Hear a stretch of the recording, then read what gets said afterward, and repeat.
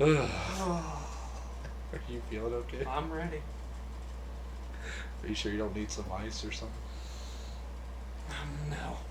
This is hot takes. I don't need ice. Oh. See what you did there. Yeah, you did. Oh, welcome back, everybody. It's Hump Day. Happy. Wait for it. Hump Day. Dom, it's Wednesday. It's Hopefully Wednesday. it's a little more pretty out on this Wednesday, this fine Wednesday to be alive, compared Yes, to yes. this Tuesday that we're recording on, Yes. where it's very dark and gloomy. Yes. But overall, how are you doing right now? I'm doing good. You know why? Well, first off, I'm a little surprised you said that, considering what just happened to you about 10 seconds before we started recording. I'd rather not discuss. Okay, well, since you just want me to talk about it so bad. This is a family show. Oh, yeah. I'm Listen, sure. I- Dom might have. Had an accident. In the studio. With some pain. He said an accident. Jumped up in pain. He got very excited to record. And he sat down without protecting his Yeah, they know. his little Doms. So, one of them wasn't ready for him to sit down. Wasn't fast enough. Wait. Dom sits right down on him. Jumped up out of the chair and left the studio. But I'm back in the studio. Oh, you're back. And you're back in the studio. Oh, that's right. Yeah. We're together. I wasn't here Monday. Apologies to everybody. My sister turned 21 a little less than a week ago.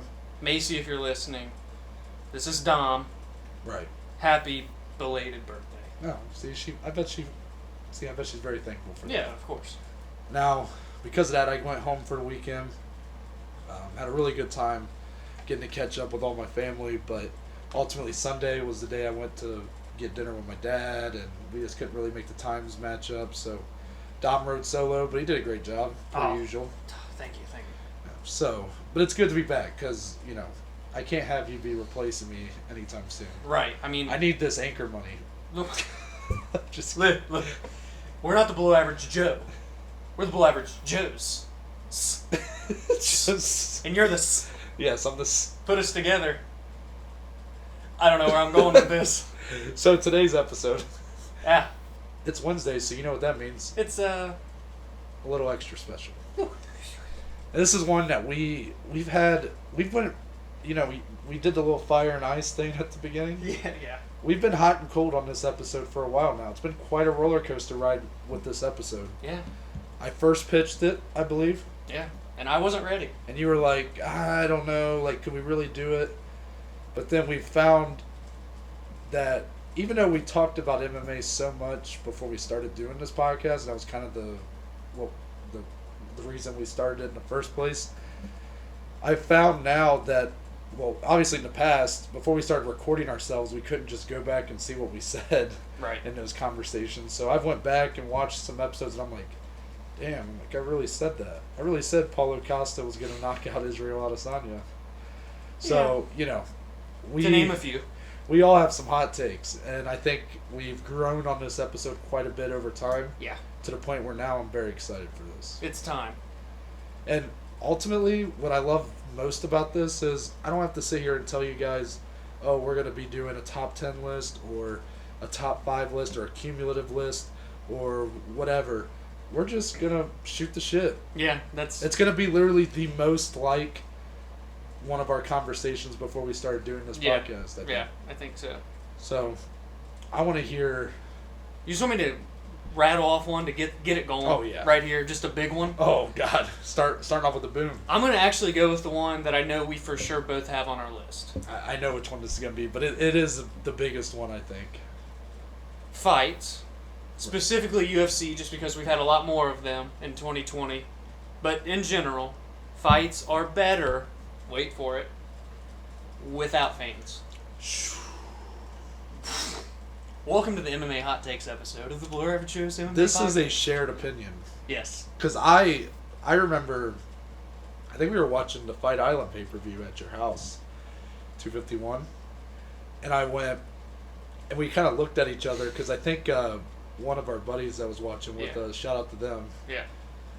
said something like, oh, I can't wait till they have fans back. And we kind of looked at each other and was like, kind of like it better with Yeah, Dom. I was like, yeah. damn. I was like, Dom agrees. I was like, I thought I would have been the only person to say that. You know, and you have that, that across the room eye contact with somebody. Yeah. That's what we had. But Yeah. it was about the fights. I was Jim, or no, you were Jim. I was the camera. Right. Yes. Precisely. Yeah, but tell the people why this is. First, why it's a hot take. I think that's important. Why it's a hot take, but also why, in our eyes, it's a opinion we have. Well, and also, just because it's a hot take and we think that's what, or not that we think, but this is what we like better, it's not that we don't like fights with fans. We love fights with fans. Some fights with fans are just absolutely incredible. But the overall atmosphere and just the feeling, it makes the fight feel a lot more special. Like, as if it's not already just two people locked inside of a cage with 20,000 people watching. Now it's two people locked inside of a cage with 100 people in the entire building. And the fact that you can hear every breath, every shot hit. There's a brutal video I was about to say that. about Justin Gaethje and Tony Ferguson from 249. Oh If my you haven't God. seen that clip going around right now, go listen to it. That because- clip changed my entire perspective of watching fights. Yeah. Actually, Yeah. Not only does it show how hard Justin Gaethje can hit, and how Tony can take him, by the way, but you hear everything. The cameras pick up every single shot. You can hear them talk trash to one another, which I think is really cool. We've seen that a few times. Not that you can't hear them talk trash when there's people, but it's just so much more. As a fan, you just feel more like related, like you're just in there. I don't know. You just feel like you're there for some reason watching through the TV. And of course, we've been to a live UFC event. We both agree it's the best sporting event we've ever been to in our life. Yeah. It's an amazing experience, amazing atmosphere. But as a spectator, watching at home from my couch or whatever on TV, there's something really special about these fights without fans there. I completely agree. I think an added thing for me is I'm kind of spiteful against this fickle fan base that MMA has.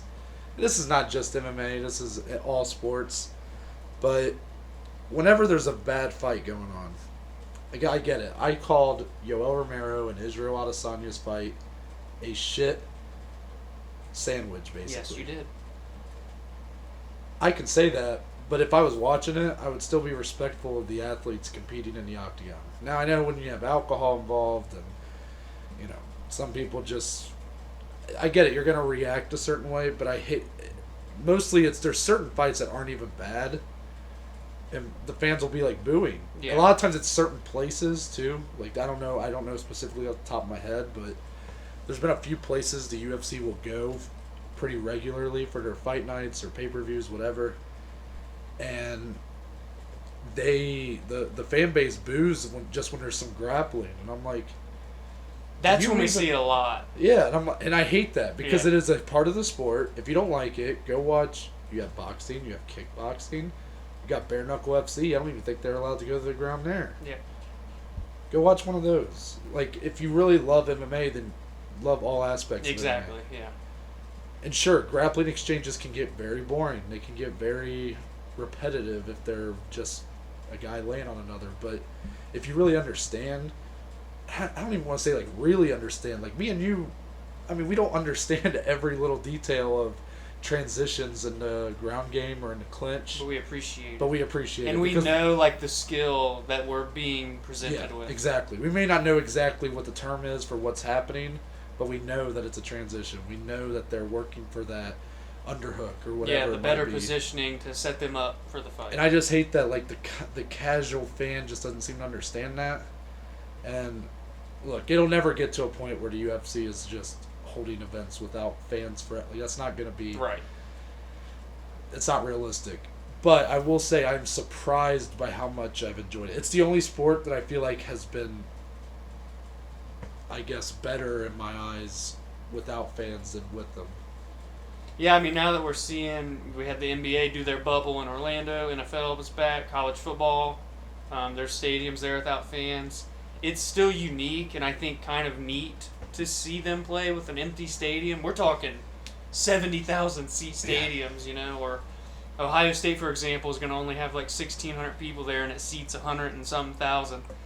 But it doesn't feel the way these fights have felt without fans. Yeah, and I will say that there's a caveat to me putting that on there where certain really big title fights, like watching, I'm trying to think of a fight that we've seen that was Dustin Poirier versus Dan Hooker.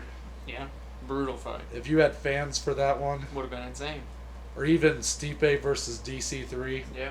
which I still stand by as being the biggest title fight in UFC history. Or even Gaethje Ferguson that we've already talked about. Gaethje Ferguson, that was brutal.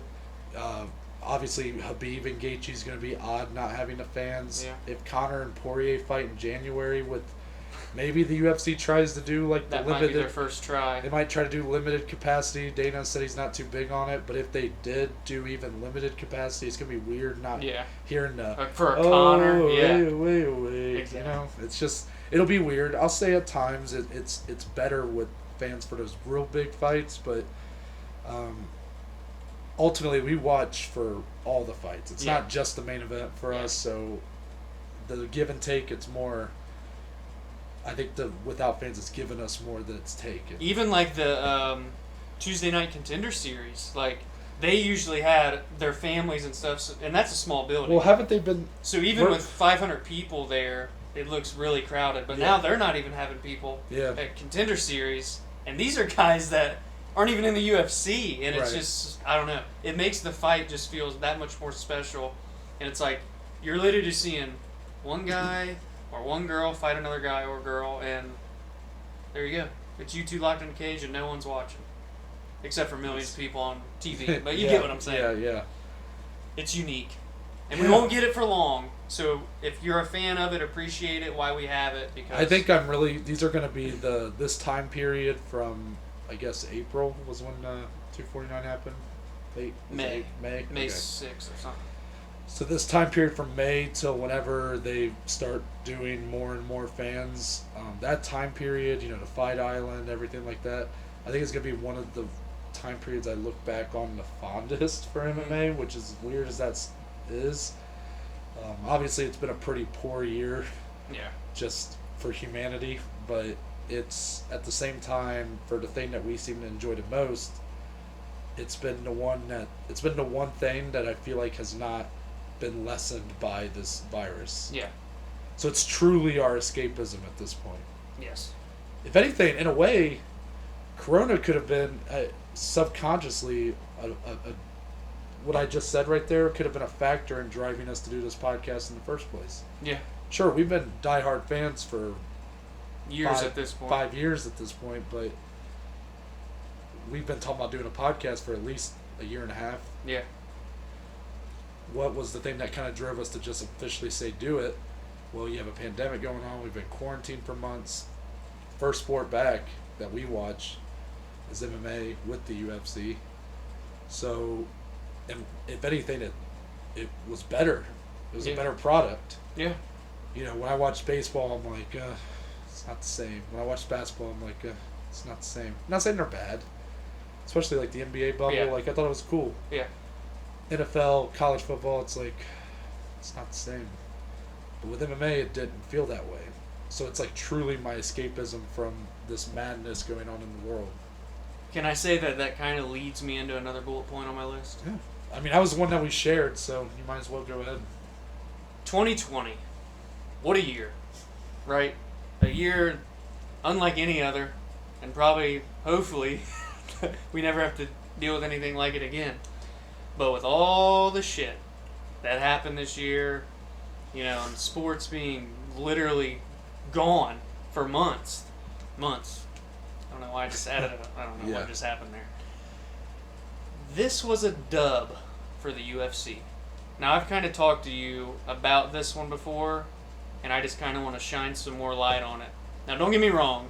Before I get into this, the UFC, just like any business or organization this year, has dealt with its fair share of hardships. I mean, the UFC puts on events with 20,000 plus people at every event, especially the pay-per-views. And a live gate produces a lot of revenue for the company. And of course, the venues that they go to put these fights on. But if you take away that, and I believe Dane even said this earlier on in the year, back when they started getting fights going again, I think it's around 110 million that they would lose out on this year in live gate, which you're probably like, oh, 110 million, that's a lot of money. Right. Yeah, that is a lot of money, but when you're a company worth over $4 billion, you're willing to bite the bullet to exceed or further other areas of your company. And I think that's what we've seen this year with the UFC. Fight Island is point blank number one. Right. If it wasn't for 2020, we never see Fight Island, which is one of the most unique things that has ever happened in any sport ever. All sports. We've never seen anything like this. And again, it plays into that international factor. You know, UFC is a global sport. MMA as a whole is a global sport. They needed a place where people could safely travel and where they were allowed to travel. They literally book an island in Abu Dhabi and have been churning out fights ever since. They've had 6 fight nights so far, 2 pay-per-views, about to have a 3rd pay-per-view. It's crazy, right? 2 pay-per-views, or just one. 251, and now 254. 253. And 253, now 254. Yeah, so this will be their 3rd one on Saturday. Can't wait to preview that, by the way. So we never get to see Fight Island, which upsets me. Think about it. And if we ever did get to see anything like that, it would have been years down the line. Because the UFC's already been putting on fights in Abu Dhabi. They built a whole ass stadium just for when Khabib fought Dustin Poirier there last year. So that's where they were going to keep going when they went over there to fight, obviously. But we never get to see Fight Island. And now it's there. And it's here to stay, as far as I'm concerned, with everything I've heard. Leads me into another point. And you've brought this up in a podcast. During that July time frame, so from January to July, when Fight Island was announced and they started putting on fights there, the UFC had already garnered more revenue off of merchandise sales than the entirety of 2019. Fight Island being halfway through 2020. Fight Island was the biggest yes, factor. In guilty. I have a Fight Island shirt hanging in the closet. I do as well. Yes. So, all of this revenue that they had never seen before doesn't happen if 2020 isn't the way it is. Another point on top of that. Just lost it. Hold on. Give me a second. Oh, social media. If you listen to the Dana White media scrums, he talks about how their numbers are just insane, off the charts all the time throughout this year. We had Adesanya Paulo Costa do 1.3 million pay-per-view buys. Or no, 700,000, sorry. Masvidal and Usman, which was the very first pay-per-view of Fight Island, 1.3 million pay-per-view buys. Then they did another 1 million pay-per-view buy. I forget which card it was. Or that was Connor, so that was still when things were normal. But you see what I'm saying here. The Fight Island factor, that added on pay-per-view buys. I know Masvidal got added on late, and that gave them more buys. But if it weren't for Fight Island, I doubt that does 1.3 million buys. And social media aspect, they've grown substantially. Dana has seen his following personally grow substantially. Yeah. Of course, the knockout we saw. Yeah, most viral clip in UFC history. Yeah, it's crazy how many views that thing has. Happened in 2020. Yeah. Does that? Well, think about it. This is a big stretch. So this is a lot of factors so, hold on. here. So let me. Sorry, I don't want to cut you off. Is your overarching point here that 2020 has been more of a win than a loss for the UFC? I completely agree with that. I don't even know if that's. Well, it is a hot take in the sense of, well, it's kind of like the glass half empty, glass half full thing. Because I was guilty of it when you first said that. I went, well, overall, no company is going to look at 2020 and go, that was a great year for us. They're all ultimately going to lose out because of this virus. And what has Dana White said about the UFC? It's been a great year for them. Yeah, and I will agree with that. And I'll actually add to your points you made there. The UFC in its pursuit to, for decades now, be legit, to be hang with the big boys, be in that same conversation of the major sports. There's the big four we have in America. We have baseball, basketball, football, hockey. Those are like the big four. And then soccer's been growing in America. Soccer and MMA are the most global, and then hockey obviously has a big reach in Canada. But let's just look at the UFC as a company, right? Because they are the premier organization for MMA. You've seen MLB, NFL, NHL, NBA all struggle, shut down their season completely. And then college sports, you want to talk about March Madness, completely scrapped. They've all been compromised. They've all had to,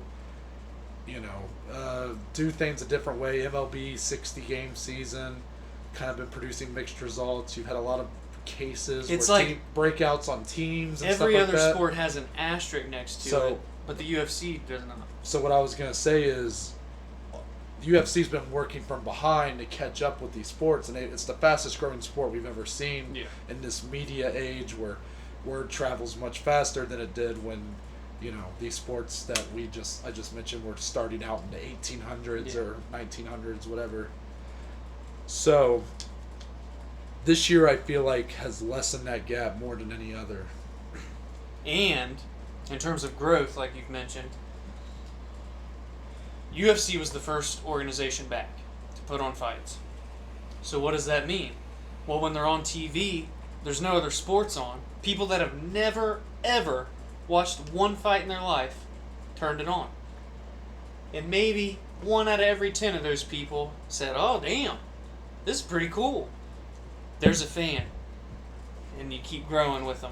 So they have built their fan base substantially, especially that whole period where it was only them before anything started back up, which was a long period of time. So, again, they're losing out on the live gate, right? That's the biggest thing. $110+ million.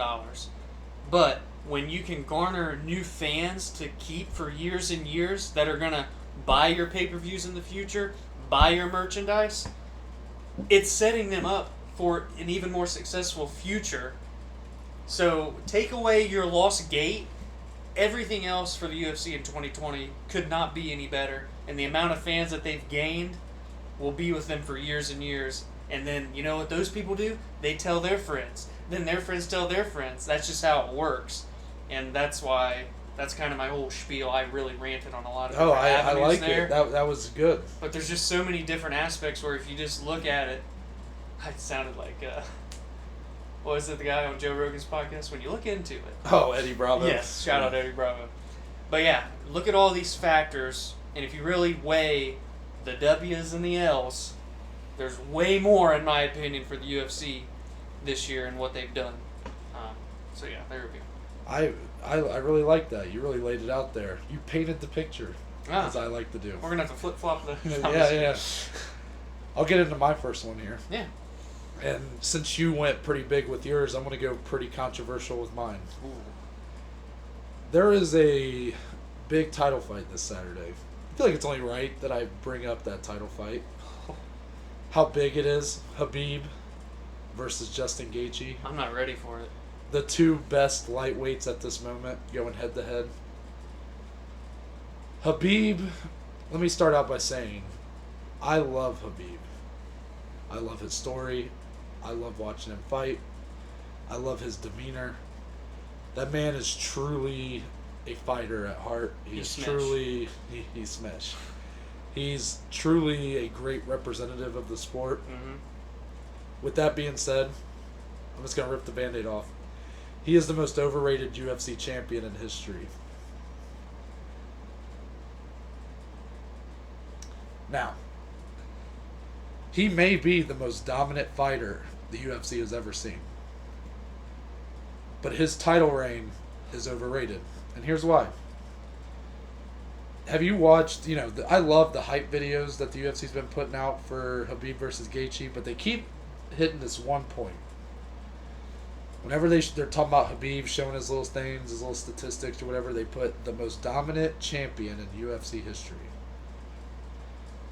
And I think that is there needs to be a distinction made there. Yeah, I have noticed that. That's a bold, the way they word it anyway. Yeah. Now, I get it. I've heard the other side be like, you guys are looking too much into this. He's the most dominant fighter who just so happens to be champion Right. in UFC history. But I digress. Khabib's title reign has been good, but compared to the heights that people are saying, I still put him on my top 10 of all time. I think he did just as much for his legacy when he was chasing the belt than after he earned it. Because he wins the belt in what is the weakest of these three fights against Al Iaquinta. Not saying it's not his fault. Al was ranked 9th, I think, at the time. And, there was so much that happened that week. It started out with him versus Tony to fight the cursed fight. Then it was him versus Max Holloway, who was the featherweight champion at the time. Max has a very brutal weight cut, I guess, or just didn't look right. Yeah. Commission stopped him from cutting weight. Then they were trying to get him versus Anthony Pettis, Paul Felder, but Paul Felder was apparently not ranked high enough. Yeah, which is weird. So it ends up being Al Iaquinta. And you see Khabib probably have one of the weaker performances in his career. He didn't lose a round, but you didn't see him. I think he wanted to try to make a point that he could stand. Yeah. But by doing that, he almost added to his detractors because it just wasn't the cleanest of performances for him. From when a guy you'd seen be so dominant, it just wasn't the best performance for him. It ended up being a pretty decent fight. I mean, not that Al ever had him really in danger or hurt. It was or just anything. his toughness. It was just he should have handled Al even more so than he did, considering the timing of everything and whatnot. So he has the belt. Who's his first title defense? Conor McGregor. Conor McGregor is one of the all-time just figures of mixed martial arts. You have to put him up there. But he shouldn't have been fighting for the belt. He hadn't fought in MMA in 2 years. Yeah. He won the lightweight belt in his first lightweight fight at UFC 205 to become champ. And then a year later, he fights Conor McGregor, or Floyd Mayweather, in boxing. And then a year later, he's fighting for the belt again that he had been stripped of against Khabib. No MMA fights in between. That fight shouldn't have took place. Now, Khabib dominated it. Looked damn good in that fight.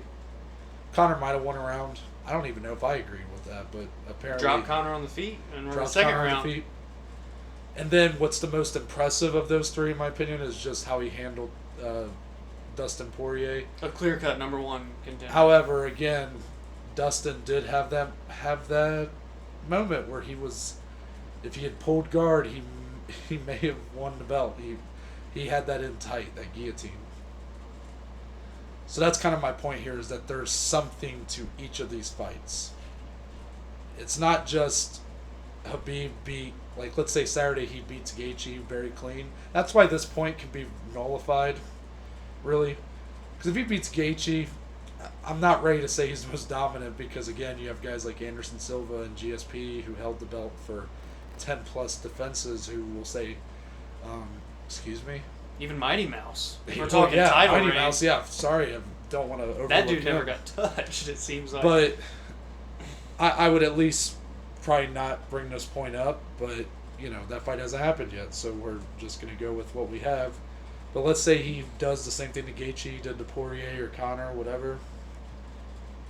I mean, that would probably be more the biggest for him, and that may end up being his last title defense. He may be the most dominant UFC fighter in history, but he is far from the most dominant champion in history. I see your point. Even when I've been seeing And again, the most dominant champion. And again, it's kind of a null point because I love him. I don't mind that he's getting all that love. It was just when I was making a list and I was watching the hype video again for him and Gaethje, and I saw that and I went, the fact that I had to kind of double take on it and be like, Is he, though? Kind of dealing. Because I was like, because his title reign, he's had some injuries. Then you have this corona. He's basically defended once a year. He's had two people, technically only one person has held an interim belt while he's been champion, but he won the belt. Tony was the interim champ. Tony still hasn't gotten a chance to face him. The lightweight division's been a bit of a mess, even though it's the best division in the whole sport. But he is dominant. It's just I don't think and really he's been a dominant champion. It's just it's such a limited with two sample defenses. size that I can't. I think it's kind of dumb to say that he's the most dominant champion ever. Yeah, I see where you're coming from. I don't think it's too when you first said it, I was like, I know when I could tell. That's why I said it that way. Well, it was more so I guess the overrated champion part. But then as you go on to it more, it's more so this most dominant champion is what you were taking at here. So. Right. Yeah. But I'm going to also do a second one here. That's fine. You have more than me, so this will be better. We saw a fight back at UFC 232. That was the one headlined by John Jones and Alexander Gustafsson 2. We saw Amanda Nunes go up in weight and knock out Chris Cyborg in about 40 seconds to become champ, take Chris Cyborg's women's featherweight title from her. In her GOAT status. But what most people may not realize is that Chris Cyborg was not the first UFC women's featherweight champion. It was a woman by the name of Germaine de Randamie, who I have said multiple times I'm not a huge fan of. That title fight with Holly Holm to crown the inaugural champion is one of my least favorite fights to watch. Just the punches after the bell, after the bell. Not really agreeing with the decision. The lack of points being taken. It's just so much. And then afterwards, she refuses to defend against Cyborg, who everybody knew was going to be next, and just left a bad taste in my mouth. With that being said, my hot take is that if that fight had took place at that time or today, I think JDR beats Chris Cyborg.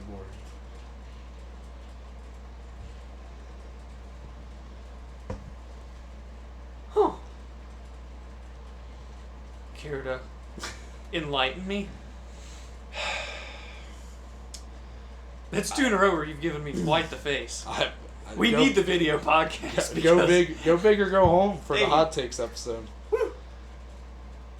I guess when you look at GDR's accomplishments as a Muay Thai kickboxing background, she is truly the elite of the elite for women's striking. Right. And you saw her, give Amanda Nunes trouble. Yes, we did. Or at least make her uncomfortable on the feet. And that's why Amanda took it to the ground and ultimately dominated the fight. Chris Cyborg, I don't believe, would be as apt to do that. So it turns into a bit of a stand-up war. And now, sure, Cyborg has the power. And I'm not going to pretend like Cyborg doesn't have technique. That woman has dominated for 2 decades outside of that Amanda Nunes fight. But there's something about GDR's length, and there's something about her accolades and the fact that she was able to at least trouble or make Amanda Nunes uncomfortable that tells me if they had actually fought, GDR might have knocked her out just like Amanda did. Wow. I could definitely see it being a very interesting fight, though. She's so good at managing that range and distance. And again, it gives me no pleasure. I'm not a huge GDR fan, but I'll call it how I see it. GDR has looked very impressive in a lot of her fights in the UFC. Damn. Cyborg has too. Don't get me wrong. Yeah. Cyborg could inevitably go in there and knock her out in 40 seconds, but I think that GDR is the more accomplished striker, so she's the better striker, the more technical striker, and Cyborg's not gonna, I don't imagine, take her to the ground and everything. I feel like it's a stand-up war, and who is favored in that? Well, GDR's the better striker. Sure, Cyborg has a power advantage, but if we're talking not by technical, much. GDR's knocked out men in the ring before, so I feel like GDR would be a huge underdog, but I think that she could shock the world. That's a very interesting. I didn't even think about like a fight Yeah. to make my little hot take bullet point list over here. So that's interesting. I'm actually kind of glad you did a fight like that. Wow. Is that kind of it on there? On that one? I I think it's fascinating. Yeah, she is a very technical striker. It's a big what if. I just and remember I said at that time, so that's like 2017 or today. Wow. I think I was about to say I think GDR's only gotten better. Yeah. Wow. That's interesting. I wasn't expecting that one at all. All but right. I'll let you take it from there. I've also discussed this with you a little bit in the past. This is might come off poor. I don't want it to be received poorly. The Reebok deal was a good thing. Bro, I literally have that on my list. Oh, really? Yeah. Okay, well, I'm glad that... I know we've talked about it before. I guess now, okay, I want to talk about the negatives first. Let's clear the air. Sure. For individual fighters, probably not so much, right? Because, if you don't know, back in the day, the good old days. Yeah. Condom Depot and Venom. What was it? I almost said Al's Toy Barn. That's Toy Story 2. There was some. Oh God! Now I just forget it. I gotta drive all the way to work on a Saturday. He's like the prospector. Anyway, I feel so stupid. Fighters used to be able to wear individual sponsors on their trunks and on their flag that they would bring with them to the octagon. And of course, they're getting paid by every single one of these sponsors.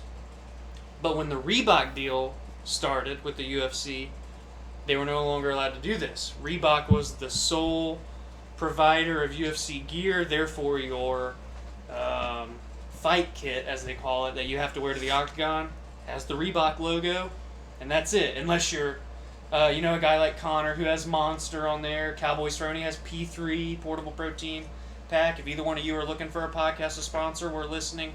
But, the big guys. We're taking offers. Or Modelo for, like, Amanda Nunes and Stipe, Yeah. But you couldn't wear... I mean, we're talking guys and girls had, like, 20 different companies on their trunks and flag. Yeah. And they're making money from every single one of them on top of their money that they're going to get for their fight. But now they can't do that anymore, so it sort of is a bad thing for individual fighters because they're losing out on money. Now, I don't know all the specifics about kind of what the Reebok deal entailed for certain athletes. I'm sure some did get paid more, the bigger name people, but I don't know specifics. But in general, for the average fighter in the UFC roster, they were basically losing out on money in terms of having sponsors on their shorts and all that stuff. Now, they can still have sponsors 100% outside of the octagon to promote them on social media and stuff, and a lot of fighters take advantage of this and make plenty of money from that. But I'm just saying, in the octagon, this was a really big deal back in the day, and we don't see that anymore. But where it is a good thing is for the overall health, I guess, of the UFC as an organization. Because what I see this as is the UFC being able to say, we made it.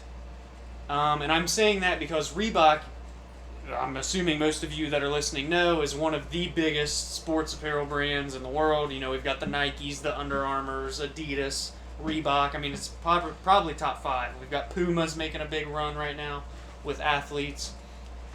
And for the first time, the UFC had a brand like this want to provide them their gear and be the exclusive apparel partner of the UFC. And that's a huge deal because if you look at all these other sports, the NFL used to have Reebok. That's who made their uniforms. Then the NFL switched to Nike. The NBA used to have Adidas. Now the NBA has Nike. MLB now has Nike making their uniforms. So being able to have these huge organizations of sports apparel organizations be your sole provider and have their logo with your UFC organization, that really is where I kind of say, the UFC made it when that deal happened. I think it was back in 2015 when it first started. Now that deal is coming to a close at the end of this year. 2021 starts Venom, which I'm actually very excited to see kind of how that works out. I am too. Venom is, mixed martial arts. They've always been big with mixed martial arts. Yeah. That used to be one of the sponsors fighters would have on their trunks on top of all these other ones. But the Reebok brand as a whole for the organization, not only did it kind of put them at the forefront with all the the NBA, the NFL, whatever else, the UFC is up there with them now, but I'm sure the organization got the bag for Reebok to be able to say, hey, we're going to be your sole provider. You're going to wear our logo. Here's our money. I'm sure it was a lot of money. Again, I don't know all the specifics. And again, fighters may have gotten paid from it, but not all of them. That's for sure. But overall, for the organization, and I'm going to pass this to Noah because he had it on his list, it was a win because they were able to be put up there in that upper echelon with all these other huge sports organizations. So my point's a little different, but it's the same idea that there are benefits to the Reebok deal, I guess. Because for those of you that maybe aren't as aware, the Reebok deal is a very maligned part of the UFC, and for I would say good reason. It's really hurt fighter pay. And there has been a lot of mess ups on Reebok's part in their apparel. Because they'll sell fight kits on their store for, you can buy someone's fight kit. Well, you had misspelled names like Giblert Melendez instead of Gilbert Melendez. You had Anderson Aldo instead of Anderson Silva or Jose Aldo. Just stuff that made it feel like Reebok really didn't care that much. Or know the sport. Yeah. So that really does leave a bad taste in the mouth. And then there was the whole debacle. I watched a couple videos on this by channels much bigger than ours. So if you probably know them if you know us. Like, I think MMA on Points talked about this. And I believe the Montage King is another one. There was a shirt made for Conor McGregor that had what they were putting on there was the whole country of Ireland. But it left off Northern Ireland, which apparently there's some. Probably that's very. I don't want to go into specifics because I don't remember exactly, but it basically caused like It was like an international crisis basically to not put that on there because it's just you don't do that. So, needless to say, there's been some big hiccups. However, I will say now that we have them, these fight kits and what they wear, they look very clean. And so much so that at times it's kind of hard for me to go back and watch older fights where you have these guys with just like all these different ugly logos all over their shorts. Because I get it, overall, like, this is a selfish point, but it makes the sport feel more legitimate. Yeah. It feels more like a sport instead of like a sideshow. I didn't even think about that part where, you have teams wear uniforms, and that's how okay, this is, the Giants, this is the Eagles. Yeah. Joanna's wearing dark red for Poland, and Claudia Gadella's wearing yellow for Brazil. Like, what I'm saying? I didn't even think about that point, which does kind of put it with, sports. A team versus a team, a fighter versus a fighter. How do you differentiate them, especially if you're a casual viewer? Oh, they're wearing red, this is her. She's wearing yellow, this is her. So I like that point. I guess overall, what I hope Venom chooses to do is to allow these fighters to have more of a personality on their attire. Let Bryce Mitchell come out in camo. Let someone like Sean O'Malley do, like, if you wanted to do the like tie-dye, or tie-dye thing. I think that would add a lot to it without taking away from the sport, the uniform sense of style that they have there. But that's really my point. My point's smaller scale than yours, where I think they're just cleaner to look at. Yeah. Like, I don't, the condom depot and all that, like, it's fun. It's a fun part of the history.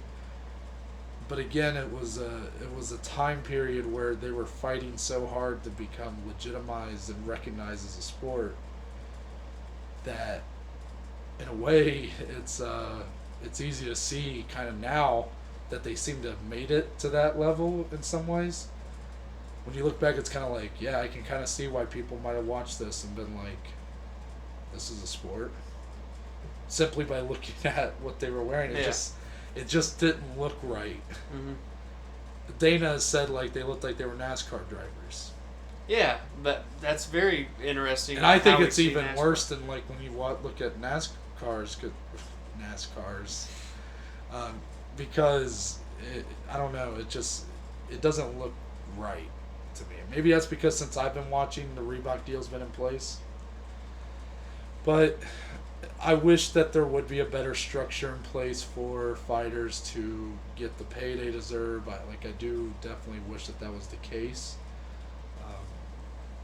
It's definitely a selfish point, but I think it's good that you brought it up because I do think there are positives to the Reebok deal, especially where it's again long-term thinking. Reebok deal overall is kind of a mess. With the positives being the thing that are going to probably carry the most over. Yes. The Reeboks of the the negatives of the Reebok deal are going to stay with Reebok because now they're not together. But now that the UFC is moving to Venom, they can take some of those positives, implement them to Venom's apparel, and Venom can add to, and hopefully they'll have a very seamless and good deal for fighters, for fans, for the promotion, everything. Yeah. Capiche? Capiche. Okay. Another one of mine. Let's hear it. You've done a deep sigh before every point that you've done today. Well, this one's probably not as... this one I feel like you're going to agree with. By the end of... And actually, you kind of said this in a way. Like, I don't think this is what you were thinking, but you kind of said it. Or, like, part of my argument for it. By the end of the 2020s, so 2029, 2030, Okay. the UFC will be held in the same breath as the MLB, the NBA, the NFL, and the NHL. And I will go as far to say it will be, whatever measure you want to put it up against, a bigger sport in this country than the NHL. Wow. Listen, you've already said this. And I actually have a second point. Oh, sorry. No, I took a long pause, but 20 years from now, 2040. the UFC will be a bigger sport in America than the MLB, than baseball. America's pastime. And I actually have some reason to believe this. Not just intuition, not just bias, whatever. I love baseball. Baseball was the first sport I ever played. Played it for 9 years, I guess, from 4 to 13 or something like that. The Reds are one of my favorite sports teams. However, as all sports have embraced the modern technology age, and they have focused on making their product more accessible to younger fans, trying to get people into the sport early, baseball has failed to do that. You ever realize how hard it is to really watch? Not some people, you might even agree with this. Some people don't like watching baseball games on TV. And that's fine, I get it. But I just mean accessible. You have the NFL Sunday ticket. Yeah. And not even just that, you go to any bar or restaurant, restaurant bar on a Sunday, you're going to have 5, 6... Yeah, seven, NFL Red Zone's big. NBA, very similar structure. Yep. You go to B-Dubs, you're going to have all these games on. MLB doesn't have that. If anything, they have almost fought to keep their sport more secluded. Do you think that's part of just keeping that, America's pastime with the sport? I don't want to say the old fashioned, but baseball out of all sports feels the most old fashioned. Yeah, I see what you're saying. I don't know though if it because to me I would be well, what takes away from it being in my eyes, baseball's probably lost its place as America's pastime for, I feel like football is. I was going to say for 25 years now, or maybe 20 years. I feel like NFL is definitely America's pastime, or just football in general. But I get what you're saying. I guess, I don't know, man. I also look at with the MLB, they have, you have these personalities that these players will show. The bat flips, pitchers like Trevor Bauer for the Reds going nuts, doing the McGregor walk after a strikeout. And these guys get fined. They get beamed by the opposing pitcher, and the opposing pitcher, it's just like, oh, okay, it's fine. It's like the MLB is working actively against showcasing the personality of their players, which makes kids less invested, which means the future generation is not going to be as invested in baseball. Just like our generation is less invested in baseball as our parents' generation, and so on. And if you go back, it's even more so. I think the NBA has done a really good job of having personalities in the sport. I would say when I first started watching sports, which was probably on a regular basis, probably like 2006, 2007, something like that, I would have said NFL's the biggest, might have been, and then baseball, and then basketball. By this point today, I will confidently say the NBA is bigger than the MLB. Their social media outreach is the best of any sport. Yeah. And that's, again, embracing that. What do you see on Twitter or Instagram about the MLB? On Facebook about the MLB? It's very limited. It's and sports even writers. other media outlets, like Bleacher Report and all these other. It's very frustrating as someone who grew up a baseball fan, and don't get me wrong, I'm a big football and basketball fan. But what I see for the UFC, just kind of all brings it back to this, is about ultimately the UFC. They are on ESPN. I think you're gonna see. Actually, I'll hold off on that point, but they're on ESPN, so they're very accessible. Sure, you have to do ESPN Plus for a lot of their cards and pay-per-views, but it's only $5 a month. That's pretty accessible, I would say, compared to a lot of streaming services. Along with that, the UFC has done a great job globalizing itself, but also staying strong to the United States, staying faithful to the United States. So I think that they are in a good spot. You've mentioned how their social media has never been bigger. Can I give a little fun fact here? Yeah. I just did some digging. UFC, we're recording this on Tuesday, October 20th. You're hearing this on Wednesday, October 21st, or later, obviously. But as of the time we're recording this, the UFC, I'm just using Instagram as an example. I could go into all the social medias, but Instagram's probably the biggest. Instagram's probably bigger than Twitter, don't you think? It depends on how you look at it, I guess. Yeah. Twitter's big because a lot of people get their news from Twitter, but Instagram as a whole, everybody seems to love Instagram. UFC has 22.9 million followers, alright? NHL, 4.4 million. So 5 times more followers than the NHL. Right. Hold on. MLB, 6.7 million. So almost 4 times as many followers as the MLB.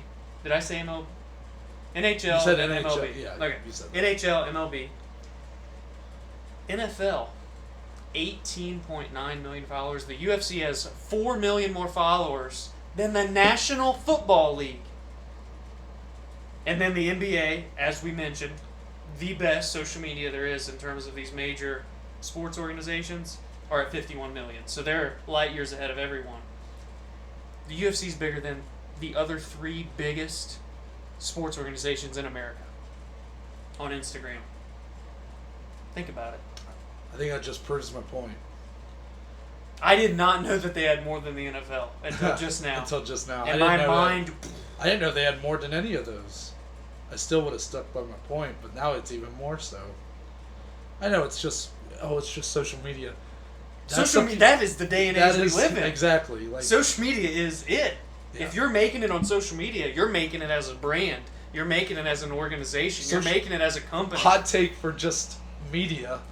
Social media is more important than watching than being on TV. Yeah. or being on the radio. If you're on a viral tweet, that's bigger than me having an interview on the local news station. Exactly. You know what I'm saying? Whew. But yeah, that was overall my point. I think that the UFC by 2040 will be one of the top 3 sports in the entire country. I mean, if we're talking globalization. No, in the country. Yeah. Well, I'm just saying, to add on to that, Yeah. in terms of global, it's the NBA and it's the UFC. And soccer. Soccer's huge, yeah. Soccer's hard, though, because there's so many, like... There's not... Yeah, there's the MLS, but then there's, like... Yeah, there's... I know. Soccer's hard. Yeah, I know. But yes, soccer, of course, if you're looking at all the organizations, is, of course, massive on a global scale. But in terms of, like, 2 organizations from the United States that are global, NBA, UFC. Yeah. I mean, we've seen the NFL. They want to get a team in the United Kingdom. They want to have games in Mexico. They want to, you know what I'm saying? So they're even trying, but it's so much harder. Especially when, like, American football is not played around the world. Mixed martial arts is everywhere. It wasn't founded in the United States. Right. You know what I'm saying? NBA is played everywhere. Basketball, I didn't mean to say NBA, but basketball, it's in the Olympics. You know what else is in the Olympics? Wrestling, boxing. What does that fall under? Mixed martial arts. Well, you know what's funny is that could be another... I don't think it's a hot take, but I think also by 2040 you will see MMA in the Olympics. Just MMA like a fight. Yeah. That's interesting. Because boxing already is. Yeah. That's interesting. Yeah. I mean, I guess that could be a hot take, but I feel like that's... Well, I mean, they've looked at doing baseball in the Olympics. I mean, if you really want to start just kind of spitfiring here, because I think we kind of got through all the stuff we wrote down before. Did you have another one? I have one more. Okay. I'll just... But, go ahead. This is another one where it's like 10 years from now or 20 years from now. No disrespect to all my boxing fans out there. I share the love of the history of boxing with you. Can't say that I love it too much today. And that's why my point is going to be this. How do I want to word this? Because I didn't write this down beforehand. Be careful where you're going here. I'm trying to... I want to make sure I word this right. Because I don't want to mess up here. Or I could just go for the jugular. Oh. Is there a middle ground? By 2040, boxing is dead. Some would say it's already dead. Well, so boxing being dead, what's that mean? I think that the politics involved with boxing, the structure of boxing is such a mess. It's so hard to follow. That it is, you've already seen it start to fold in on itself. And sure, there's still huge stars, huge fights. Mayweather, obviously with Floyd Mayweather, him versus Pacquiao, him versus McGregor. Even the, Tyson Fury versus... Well, I feel like heavyweight boxing is what carries boxing. Yeah, Fury versus Wilder, like those 2 fights did big numbers. I will say, I watched... when Anthony Joshua eventually ends up fighting Tyson Fury, if that happens, like that'll probably be huge. I'm just saying that there's a lot of elements, like what I just said, the politics side, the fact that there's so much greed in that sport. As Dana has mentioned multiple times, how he was trying to get into boxing with Zuffa boxing. And he was like, yeah, I'm kind of glad I didn't because it's a mess. He doesn't think it can be fixed. And I think it's just, as the UFC gains popularity, we can pretend all we want. Like, yes, they're different sports, but ultimately a casual fan looks at them very much the same. And what do you... MMA already offers a more diverse product. Yeah. You have different ways you can strike. You can take people down. You can submit people. You can clinch with people. The fists are not nearly as covered as they are in boxing. But I think that the actual star power is going to shift way more. It probably already has, but I feel like I might be leaning too much into a bias there because I kind of live in an MMA bubble, so I don't want to stretch it too thin there. But I do think by the next 20 years, boxing is going to be just struggling. I will say I did watch the big hype fight, Lomachenko and Lopez. Yeah. I watched that Saturday night after UFC Fight Island 6. And yeah, man, like, we saw, an Olympic boxer, 2-time medalist, lose to a 23-year-old. No one thought Lopez was going to win, and he got the decision. But I'm sitting there watching, and it's just like, how many damn belts are there? Like, Lomachenko had like 5 belts. Well, there's and Lopez had 1, and they're fighting for the undisputed lightweight title, which means the winner gets every belt. And I'm just like, huh? Well, there's like there's 5 so or much. 6 like main boxing commissions that have their champions. That's why Yeah. you'll see like a guy who's the undisputed champion have like 6 belts on him. Yeah, so even like from a casual standpoint, what's going to be easier to It's follow? hard to follow. Yeah, That's man. a big one. And I would also even say that the weight classes, Yeah. there's too many of them. Yeah.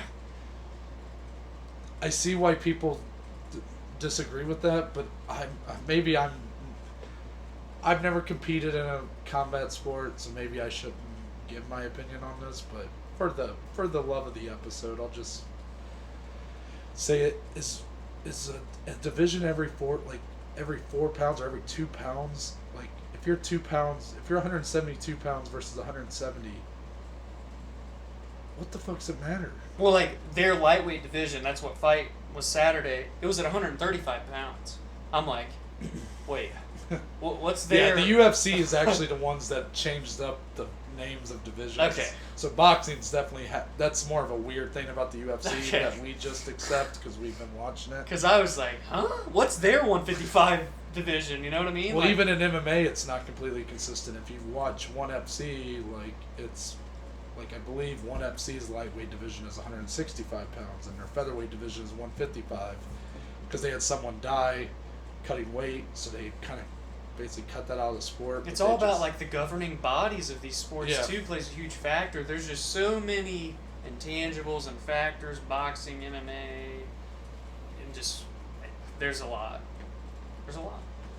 I hope boxing doesn't Tank? No, I'm not. I actually like boxing. I think I like it more than you do. Yeah, I'm like You've- as you've- casual as it gets for boxing. I mean, I'm kind of I've done a lot of research on the history of it, especially when I was younger. I probably liked boxing as a kid more than MMA. But I don't want to see it I'm not rooting for it to die or fail. I see it trending in that direction. Right. Sure, there'll always be stars, but I think you're going to see it regress to a level of UFC in 2010. Yeah, Still big, but overtaken. overtaken. That's By kind a of the main multitude point. of I others. think MMA will, if it hasn't already. It has. I think it has. I don't know if I can quite I'm perplexed because I feel like I hear more people talk about MMA, more people are engaged with MMA, watch MMA. However, the pay-per-view buys seem to tell me different.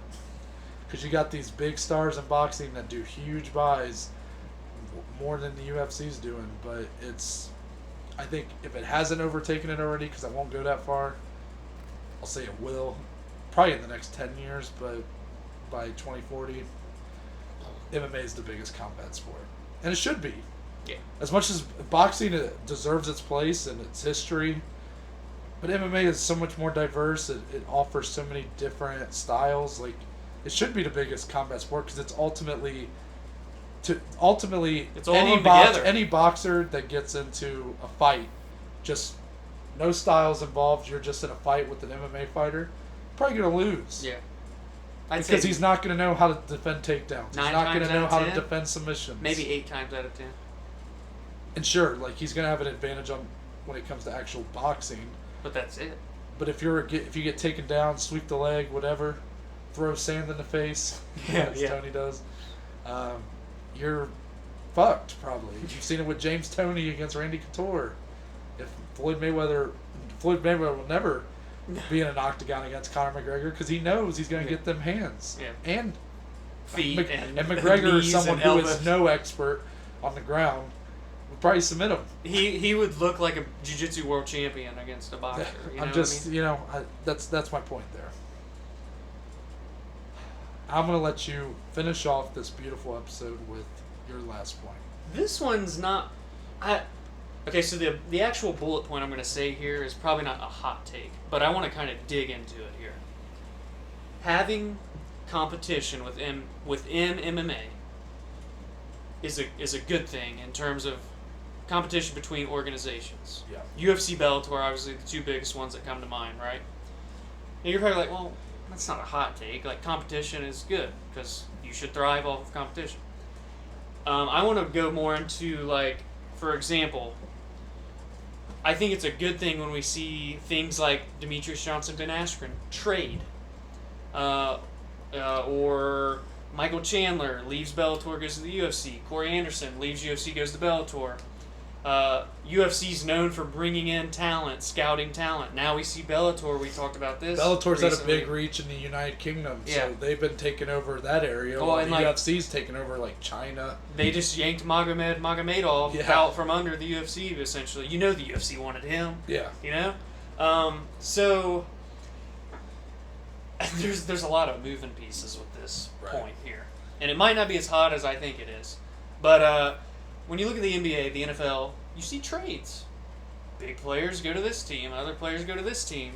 Why don't we see, you know, Demetrius Johnson goes to one, Ben Askren comes to the UFC, and you could argue, even though Ben Askren hasn't been that successful compared to Demetrius at one championship, Ben Askren has been bigger for the UFC than Demetrius has been for one championship. I mean, look what he did for Jorge Masvidal's career. And, you know, why don't we see, you know, a trade happen every so often? Like, that was the first trade that I can recall.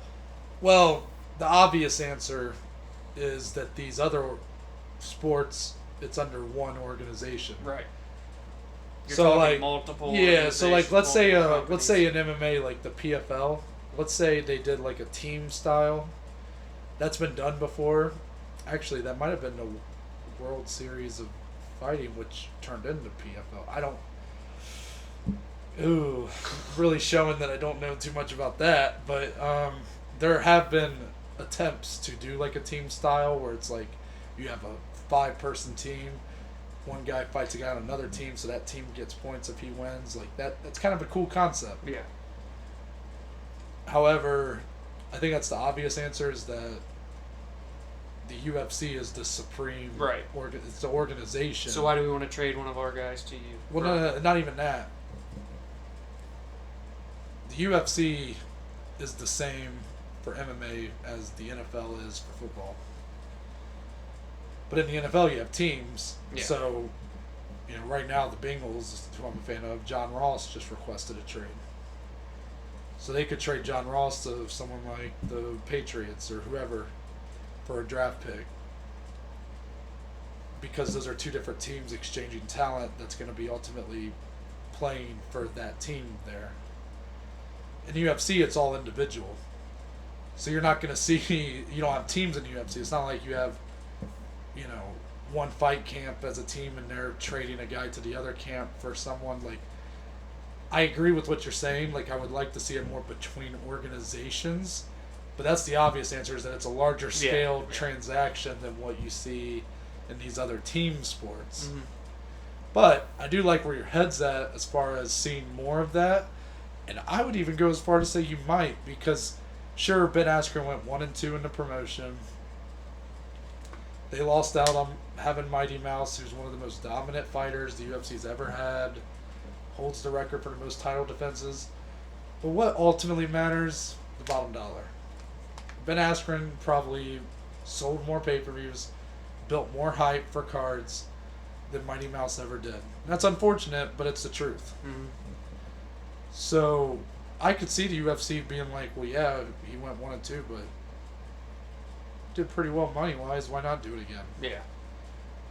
You know, you got a lot of these fighters in the PFL who are trying to get out of their contracts right now.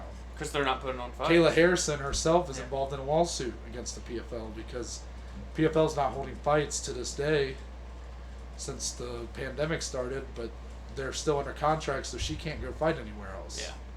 Even they had just signed Rory McDonald, and Rory is just stuck under this contract he signed right before the pandemic. He can't go fight anywhere else. Yeah.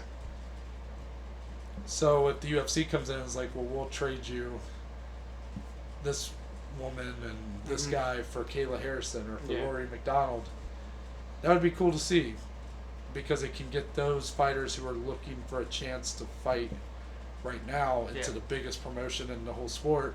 And for the PFL, who I also am a fan of, I like that they do things differently. It's a tournament style. I like that. It can give them up-and-coming talent that they can build on. Or maybe even people that already have big names, and now all of a sudden you're the PFL and you've got whoever. Yeah. And I do think competition is ultimately good. I question if I want to go a little hot take on the other side. I don't know if it's good for the growth of the sport. I think it's good for someone who is already a fan, because if you're like us and you're wanting to watch these Bellator cards or these ONE FC cards or Ryzen or PFL, but you go, well, I don't really know anybody on that card, and like, do I really want to dig in because they're ultimately not at the UFC caliber? Well, if you had a second UFC that had half of the champions the UFC has, half of the talent the UFC has, you would be like, well, I gotta watch because they're at the same caliber. However, for a casual fan who's coming into the sport, it could probably be pretty intimidating, just like boxing. Yeah. Where you go, okay, so the best lightweight is in UFC, but the best heavyweight is in Bellator, and the best featherweight is in ONE FC, the best women's strawweight is in PFL, so there's a lot of time and money to spend to watch the best of the best, you know what I mean? I like that counterpoint, actually. I ultimately, as someone who's a diehard fan, I would love to see more competition. And I think we will. I don't know if it'll be Bellator, but I do think that there will come a promotion. It's kind of inevitable that somebody's going to do something different that's going to catch on, and they'll grow, and the UFC will have to adapt and grow with the times. But it's the nature of competition, so I think it could be done. I'd like to see it, but I don't know if it would be good if you had like 4 or 5 promotions fighting to be the number one, and they're all very close. Well, it's sort of like, is the XFL starting good for the sport of football as a whole? Yes, but I don't think anybody's looking at the XFL as saying, the top tier football players. No, I think they're looking at it as a B level. Right. It's for people that are diehard football fans. If you're someone who's a casual football fan, you're probably going to watch NFL or college football on Saturday. Yeah, I think it really does just depend on the type of fan, because if you're a football fan, the XFL is doing their dates where the NFL is not playing and the XFL is. So if you love football, oh, sweet, the NFL season just ended, now you can go watch the XFL. So if you're like us with the UFC, or MMA, I should say, Bellator 249 happened on Thursday, and then Saturday night we got Korean Zombie and Ortega. So, yeah. That's the thing about combat sports, is there's no off season. Yeah. There's no season. It's year-round, 365. Which I love, but it's hard to compare. Yeah. Even though we've done that, and I've done that a lot, it's inevitable because they're all sports, but it's hard to compare the success of doing one in football versus one in MMA because there's so many differences. But yeah, I think it can be done, having more competition. I think there will be an organization that will be on the come up, and I wouldn't even guess it would be Bellator. Overall, just like keeping the sport of MMA fresh with new things or trades or free agent signings, cross-promotional fights, which we don't really ever see, but you get my gist here. Just little things that can keep it fresh when it seems to get stale. Not that it is stale. It's far from, because there's so much shit going on, but you get what I'm saying. Yeah. So probably not the hottest of takes on the list, but I just wanted to kind of... I like being able to just kind of talk about it. Yeah, yeah. But yeah, I think that's... Your list is... Yeah, I mean, overall, I think that's the end of our hot takes episode. And this could by all means come again in the future. Well, I think that's why I'm stopping it now. Yeah. Because I really enjoyed what we did, like Yeah. the discussion we had. So I was kind of like thinking halfway through, like, okay, let's try not to like give everything right here. We could always come back to this topic later on down the line. Will I still stand by my Habib take? Find out on Saturday. But that's the end of the hot takes episode. I hope you all enjoyed this. Let us know your hot takes. This is like one where I'm really curious. Let's utilize this whole voice message system and everything. I'm going to have to post like a tutorial video on our Instagram and Twitter, but I really want to know what you think of what we said. Do you agree, disagree? Are we stupid? Are we smart? And what do you all think? Like, I'm genuinely intrigued to just kind of learn about the audience and what they think. So, yeah. But Dom, tell the people where they can find you on social media. Twitter, Instagram, at DSLE14. Podcast, Twitter, Instagram, at BAJ_MMA podcast. Beautiful. Yes. As for me, if you go to my Twitter or Instagram at ntbaker_ and go to my bio, you'll be taken to our link tree, which provides you with links to a multitude of websites that we are on. Social medias. You got the Instagram, you got the Twitter. If you want to listen to the podcast, you got the YouTube channel, our Anchor page, Spotify, Google, Apple Podcast, and if you want to be a little extra forgiving on an episode such as one that's a little extra special, there's a link where you can become a supporter of the podcast. Any dollar amount helps. It's ultimately going to improve the equipment we use, possibly doing a video podcast down the line. Don't have to, but I just like to throw it out there in case anybody wants to. Again, you can find all that if you go to my bio on Twitter or Instagram at ntbaker_. And with that... Oh, I forgot to preview. Sorry. Friday! Okay, I'm sorry. Wait! Come back! Okay, don't leave yet. This Friday. Oh. I'm not ready. Apparently I'm not either. Yeah, you're not ready. I don't think they're ready. We are previewing UFC 254 around Fight Island. Huh? I said in, but I realized I should have said on, and then I said on. I was like, well, might as well do another one. Around. Commit to the bit. Yeah. God damn it. On Fight Island, headlined by the biggest lightweight title fight to make right now. Oh, yeah. Habib Nurmagomedov. Yes. The most dominant fighter in the UFC who happens to be a UFC champion. The Eagle. Did you like my... Yeah. Going up against the obvious number one contender, Justin Gaethje. The human highlight reel. He really is, though. Yeah. 9 bonuses, 7 fights. That is more than one per fight. Yes. If my math is correct, yes. Which sometimes it isn't. Yeah. Oh. Well, and there's some other big fights on that card. Co-main. Oh. Title eliminator. Who's next? For Israel Adesanya at middleweight? Will it be the rematch? Some may say that's a steep task right now. Huh? Israel has looked incredible. Untouchable.